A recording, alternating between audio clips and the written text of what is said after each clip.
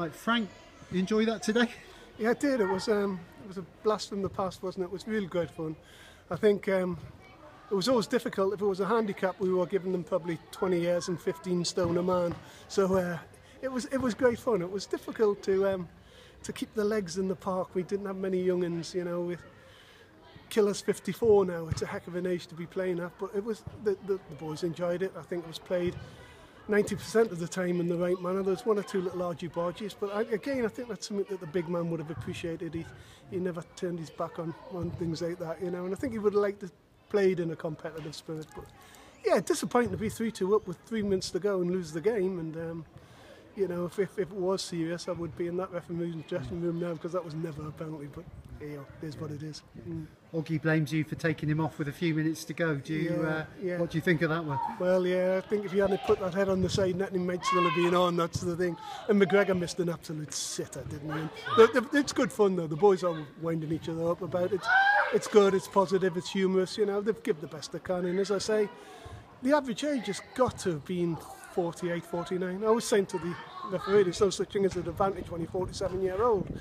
But I thought, you know, they give everything. I think there'll be some stiff legs tomorrow morning, that's for sure. I'd imagine there's some of those players you haven't seen for 15, 20 years. So did you recognise everyone? Yeah, I did. It was, again, tragically, only because we'd had the funeral, hadn't we? We had the funeral, you know, and the memorial service here. So, you know, I hadn't seen them for, you're right, some of them I hadn't seen for over 10 years. But, of course, I caught up with them all a month ago, and then to see them again now was tremendous. Yeah. Good bunch of guys. Nice to see Tony Daly make an appearance, not on the pitch unfortunately, but nice that he's come here. Yeah, nice of him to make an effort. I mean, to be fair, he's Trevor was really good to Dales, you know.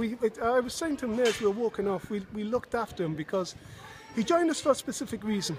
I mean, you know, he was an England international at, I think he was 29 when he signed for us.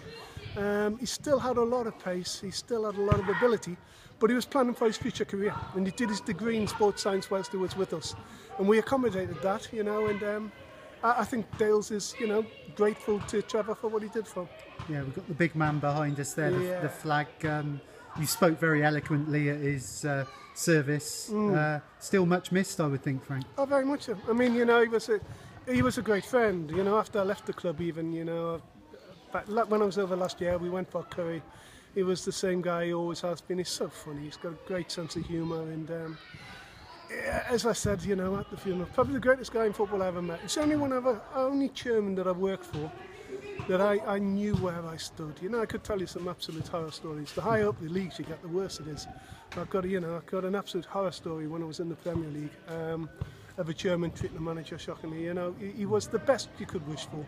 He was straight as a die. Don't get me wrong, he's never a soft touch. Nothing could be further from the truth. But he was straight. You know, if he told you something, you could believe it. The club are moving forward now, but as I said to Paul Hunt, it's right for the club to remember the past, isn't it? Very much so, and I think, again, you know, credit has got to be paid to the new regime.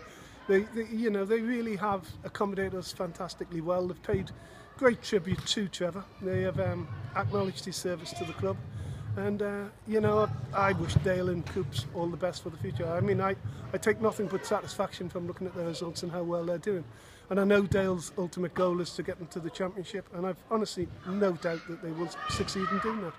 You know, sooner the better, hopefully. The old players are quite keen again to sort of keep this going as a regular thing, because it's fostered that old team spirit and that banter, hasn't it?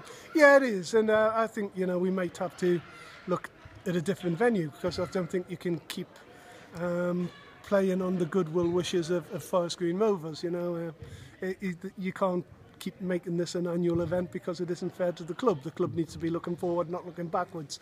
But, you know, we'll find a venue, and Oggy owns a pub. I'm sure we'll be able to do something about that. Yeah. Yourself, you're out in Spain at the moment. I believe you're intending to come back to England. I am. My daughter gets married on June the 29th, and, you know, my wife's always been very clear. She's never going to be granny in Spain. So, you know, as soon as I'm a grandparent, you know, we will have to be back in the UK. I've always kept a house here. I've always kept a house in England. So, yeah, I'll be back to the UK. We're likely to see you a little bit more then. I hope so, yeah. I mean, you know, this has always been my spiritual home. It's been the club that I've always felt most comfortable with, and yeah, certainly if I don't find myself involved in football, which I hope I do, it'll be where I'll be spending Saturday afternoons. And finally, you've just recently penned a book as well. I wouldn't call you Jilly Cooper, but can you tell us a little bit about that? Yeah, I mean, I've always been a writer. I mean, when I first went to Spain, I was employed by Betfair to write, to do previews on English Premier League football games and the Indian Premier League of cricket, believe it or not. So I've always enjoyed writing, and yeah, I've now done 3 novels. The 2 are a series, a police series. I used to have a friend who was a chief inspector in the Wiltshire Police, and I gleaned a load of stories from him. And I think the one thing about being in the army and being a footballer, you glean a great sense of humour from that, and that's what it is. It's basically crime and humour, and it's an easy read. It's never going to tax the brain, and it's the narrative is quite colourful, shall we say? But I'm sure that people will enjoy it. I hope they do. Okay. Cheers. Nice to see you again, Frank. And you, Ash. Cheers. Lovely.